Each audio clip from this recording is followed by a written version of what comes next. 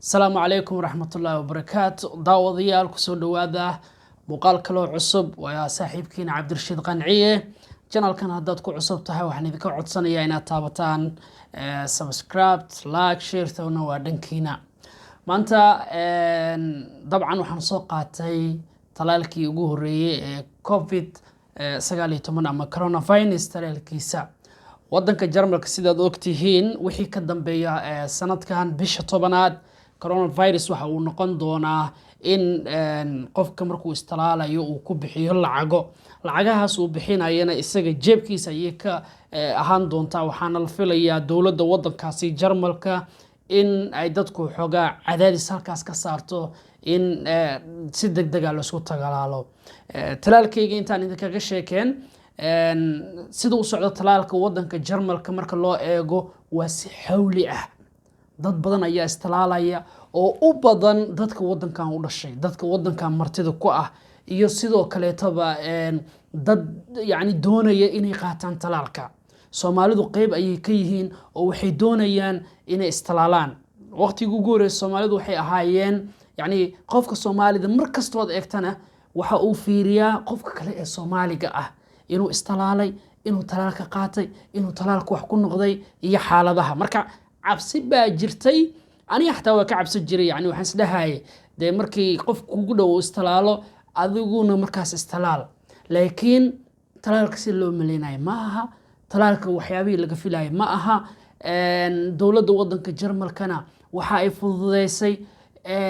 meel kasta inaad iska talaali karto anigu hadda maanta waxaan iska talaalay xaruntii aan ka shaqeynayay ee shirkadda Amazon shirkadda ayaa noola keenay saacado free ayaana la siiyay talaalkii ayaan qaadanay waana qaybtii koowaad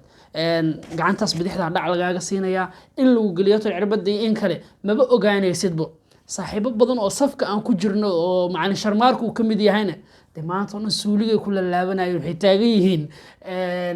talaalka niyo waa sidee kan ka horeen wuxuu ku leeyahay nanac yariis ma aragtay hore u sii qaado biimo wadataa علشان مركا استلاشو ودريميسا لين صاحبك احمد لي يراادو اسن meeshan ka wada shaqeeyno oday marka la talaalay buugi talaalka ma wadan warqada la soo siiyay warqada marka la soo siiyay oday wuxuu dhahay niyo aniga afdooja ku maraaye english kan inta iiga imaaday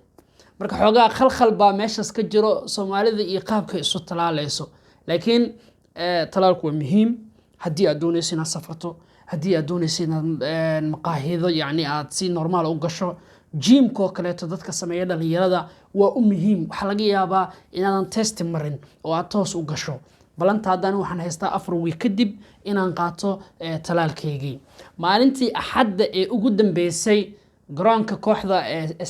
Sambaalu la yiraahdo waxa hal maalin isu talaaleen in ku dhow 1,100 qofood waa hal maalin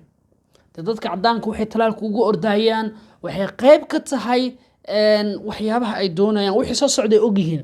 aw Soomaali laakiin Soomaali kale oo fiirsana wuxuu doonayaa inuu talaalka maxal yiraahdo walaalkiis ku qiimeeyo wuxuu doonayaa inuu talaalkaas eego laakiin caafimaadkaaga iyo qorshahaaga iyo ra'yigaaga marnaba ma aha adiga yani inaad qof kale fiiriso waxa la doonayaa talaalka inaad qaadataan talaalkana wadanka Jarmalka hadda kala bar Jarmalku waa 82 milyan ku dhawaad half way qaateen talaalka maxay u qaadanayaan waa inay isweydiisaa ninka wuxuu u qaatay adiguna waa inaad u qaadataa bari safar baa doonaysaa dhalinyarada Jarmalka joogto de hadda waxay bilaabeen qaarkood inay wadankii aadaan inay safar aadaan maadaama Yurubtii dheecaankoogii iyo maxaa la yiraahdaa fikirkii safarada ay ka haysteen hadda uu sii badnaanayo talaalkuna wixii ka dambeeya bisha 10aad lacag buu noqon doonaa bisha 10aad wixii ka dambeeyay costan loss ma jiri doono wax kasta way adkaan doonaan markay adkaadaanna adiga ayay ku saameynaysaa marka waxa loo baahan yahay inaad talaalka qaadato hadda magaalada aan deganahay Hamburg waxa soo laba kacleeyay oo tiradii kor u sii batay coronavirus dadku uu soo ridanayo 2 week hor dadka Hamburg ee corona uu soo ridanayo wuxuu ahaa 40 ruux ilaa 50 ruux taasoo ka dhigan intri ahaan loo qiimeynayo 20% inuu gaaray laakiin maanta wuxuu marayaa 90% taasoo ka dhigan in dad ku dhow maalintii uu soo rito 250 ilaa 300 ruux taasna waxay tahay in yani xilligii kuleelihii oo saamarkii sanadkan yani si fiican aan loo haynin kuleelkii la waayey inuu yani dib u soo laabto coronavirus markuu soo laabtana dee xaaladuhu way isbedelayaan bandow baa imaanaya bandowgan waxaa loo khafifinayaa dadka aan yani sameynin koronaha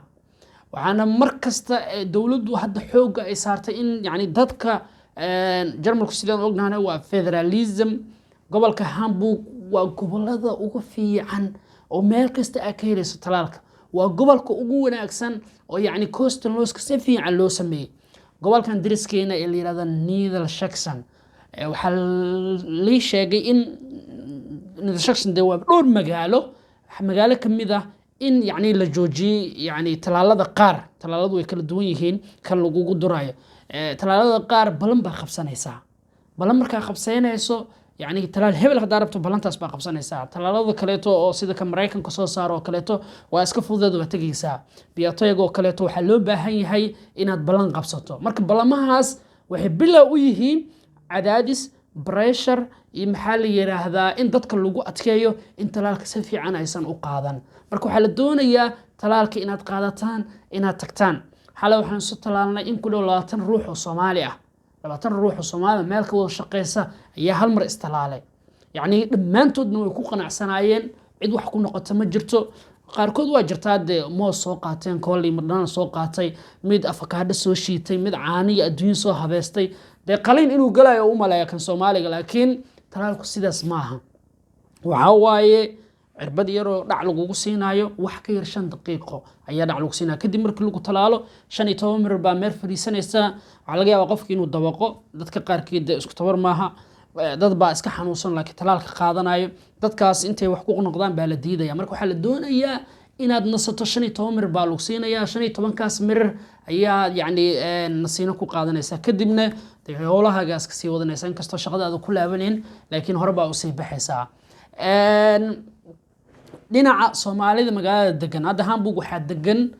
dad ku dhow 3,000 baa ku dhow Soomaalida waa Hamburg iyo waaxigeeda waxa laga yaabaa 100 ruux in istalaashay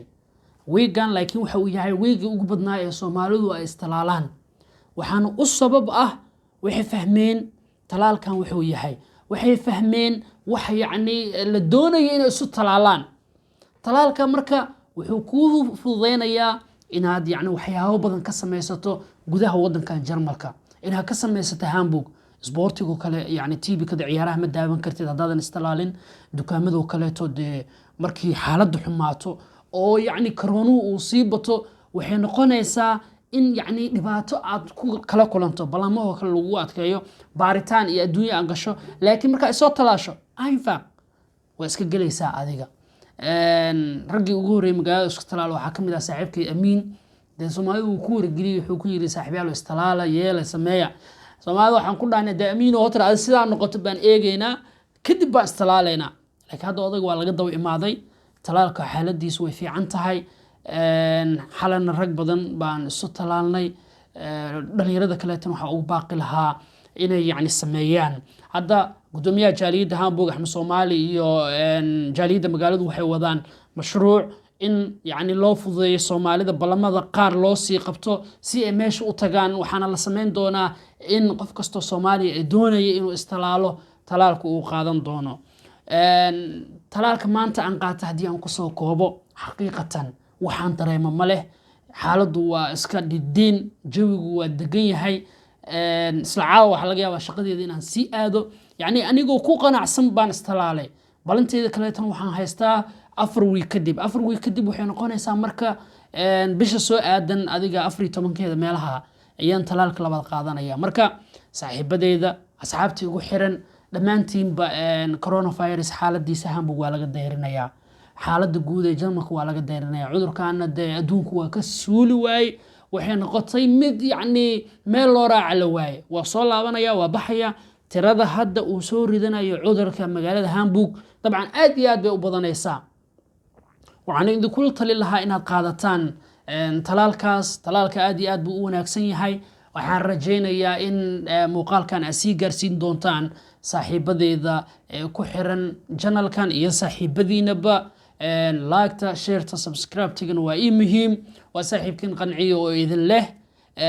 ilaahay caafimaad taama ha ina wada siiyo ilaahay hana wada xifdiyo qof walba oo Soomaaliyeed ee Jarmalka ku dhaqana ilaahay waxaan kaga baryeynaa in uu guuleysiyo